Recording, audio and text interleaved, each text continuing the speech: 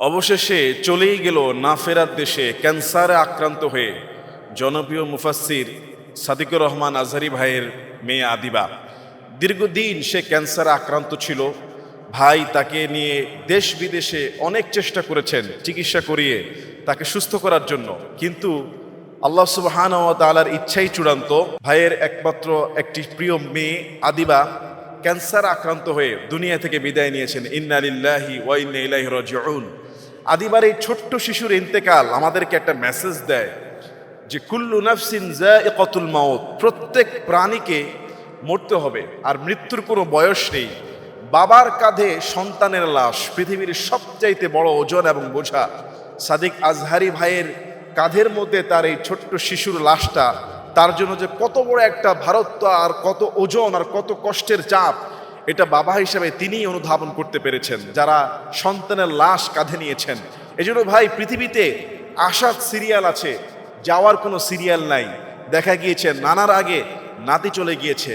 রাসূল আকরাম সাল্লাল্লাহু আলাইহি ওয়াসাল্লামের ছোট্ট সন্তান ইব্রাহিম যখন মারা যায়, আল্লাহ নবীর চোখ দিয়ে থরথর করে পানি পড়ছিল। সাহাবারা বললেন, হুজুর আপনিও কান্না করছেন? রাসূল সাল্লাল্লাহু আলাইহি ওয়াসাল্লাম বললেন, কেন কান্না করব না? কান্না করা তো মানা নাই। রাসূল কান্না করেছিলেন, রাসূল বিলাপ করতে নিষেধ করেছেন, কিন্তু কেউ মারা গেলে আপনার চোখ দিয়ে পানি পড়বে, এটাই স্বাভাবিক। এই আদিবার এই মৃত্যু থেকে আমাদের শিক্ষা নেওয়া উচিত যে আমরা কেউ পরিপূর্ণ বয়সে গিয়ে আমরা পৃথিবীতে অনেক কিছু করার স্বপ্ন দেখি, অনেক কিছু হওয়ার আমরা প্ল্যান প্রোগ্রাম করি, এবং পরিপূর্ণ বয়সে আমরা পৌঁছাবো, অনেক মানুষই আমরা এটা ধারণা করি, কিন্তু না, কখন যে কে চলে যাব তার কোনো হিসাব নাই। এজন্য যত রকমের পরীক্ষায় আমরা মুসিবতে পড়ি না কেন, আল্লাহর প্রতি ভরসা রাখা, তার কাছে সাহায্য রাখা দরকার। সাদিক আজহারি ভাই তিনি বিভিন্ন আলেমদের সমাবেশে দোয়া চেয়েছেন তার মেয়ের জন্য। তিনি কেঁদেছেন, আমাদেরকে কাঁদিয়েছেন।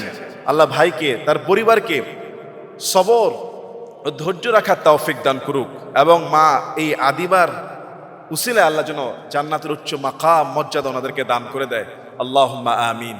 আপনি যত বড় বিপদে মুসিবতে পড়েন না কেন, তিনটা ছোট্ট আমল করুন, ইনশাআল্লাহ আপনার বিপদ পেরেশানির টেনশনকে আল্লাহ কমিয়ে দিবে। তবে আপনার আল্লাহর প্রতি ভরসা রাখতে হবে যে আল্লাহ এটা কমাবেই, আল্লাহ আমাকে সাহায্য করবে। তিনটা আমল আমি ছোট্ট ছোট্ট সহজ বলবো, অনেক আমল রাসূল করতেন, তার মধ্যে তিনটা আমল আপনাদেরকে শিখিয়ে দিচ্ছি। একটা হলো, বেশি বেশি আপনি প্রথমে আস্তাগফিরুল্লাহ পড়া শুরু করবেন। আস্তাগফিরুল্লাহ শব্দের অর্থ হলো ক্ষমা চাওয়া, আল্লাহর কাছে ক্ষমা চাওয়া।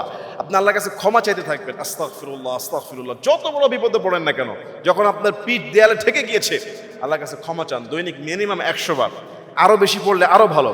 সাথে আরেকটা তাসবিহ, লা হাওলা ওয়ালা কুওয়াতা ইল্লা বিল্লাহ, লা হাওলা ওয়ালা কুওয়াতা ইল্লা বিল্লাহ। যে এইটা আপনি ইখলাসের সাথে, অন্তরের দরদ নিয়ে, অর্থের সাথে পড়তে থাকবেন যতক্ষণ মন চায়, 100 200। এই দুইটা আমল, লা হাওলা ওয়ালা কুওয়াতা ইল্লা বিল্লাহ, আস্তাগফিরুল্লাহ একটা আমল। 3 নম্বরে এই দুইটা আমল যখন আপনি করতে থাকবেন, শেষ রাতে উঠে তাহাজ্জুদে আপনি আপনার ওই বিপদ থেকে মুক্তির জন্য আল্লাহর কাছে দোয়া করবেন। দোয়া কবুলের দুইটা মেডিসিন হলো আস্তাগফিরুল্লাহ, লা হাওলা ওয়ালা কুওয়াতা ইল্লা বিল্লাহ।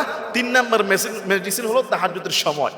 সেই সময়টা যখন আপনি আল্লাহর কাছে দোয়া করবেন, এবং দোয়া একদিন না, দোয়া করে ক্ষান্ত হবে না, দোয়া করতে থাকবেন, ইনশাআল্লাহ সেটা আপনার বিপদ হোক, আপনার দুশ্চিন্তা হোক, আপনার কোনো নেক ইচ্ছা হোক, আপনার কোনো কিছু পাওয়ার আশা হোক, সেটা যদি হালাল হয়, ইনশাআল্লাহ আপনারা পেয়ে যাবেন।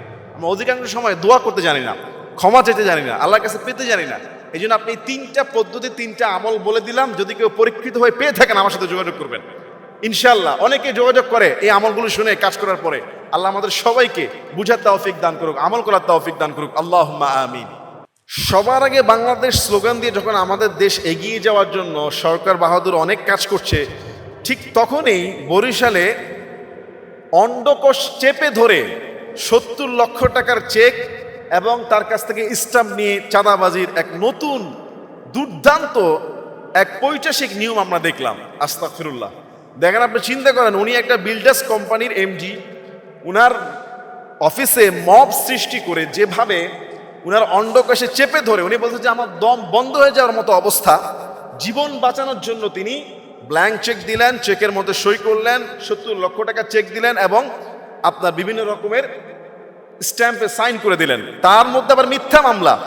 আমাদের দেশে যখন আমাদের সরকার বাহাদুর সবার আগে বাংলাদেশ স্লোগান দিয়ে দেশকে এগিয়ে নেওয়ার জন্য চেষ্টা করছেন, আপনারা শুনবেন যে মাননীয় প্রধানমন্ত্রী তিনি বলেছেন এখন থেকে সরকারি কোনো প্রতিষ্ঠানের পোস্টার ব্যানারে প্রধানমন্ত্রীর ছবি থাকবে না, ওই প্রোগ্রামের মূল আলোচ্য বিষয়কে ফোকাস করতে হবে।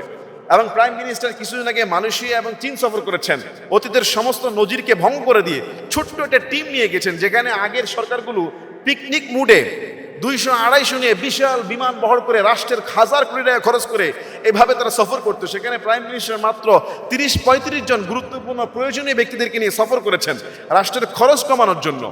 ইভেন বাজেট পরবর্তী যে ডিনার অনুষ্ঠান হয় সেখানে 90 লক্ষ টাকা তিনি সেভ করেছেন ডিনার অনুষ্ঠান বাদ দিয়ে। সেখানে আমাদের দেশে যদি চাঁদাবাজি, দুর্নীতি এগুলো যদি বন্ধ করা না যায়, এদেশের মুসলমানদের হক, রাষ্ট্রের নাগরিকদের হক, তাদের যে খেদমত প্রপারলি কোনোদিনও হবে না। আমার কথা হলো ভাই, আপনি চাঁদাবাজি করছেন না, আপনার পাওনা নিচ্ছে সেটা বড় কথা না, যদি তার সঙ্গে সমস্যা থাকে সেটা আইন আছে, আদালত আছে। এভাবে একটা মানুষের উপরে মব সৃষ্টি করে তার বিশেষ অঙ্গে এভাবে জোরে হেনস্থা করে তার কাছ থেকে জোর করে এটা টাকা নেওয়া, একটা জুলুমের শিকার, সন্ত্রাসী।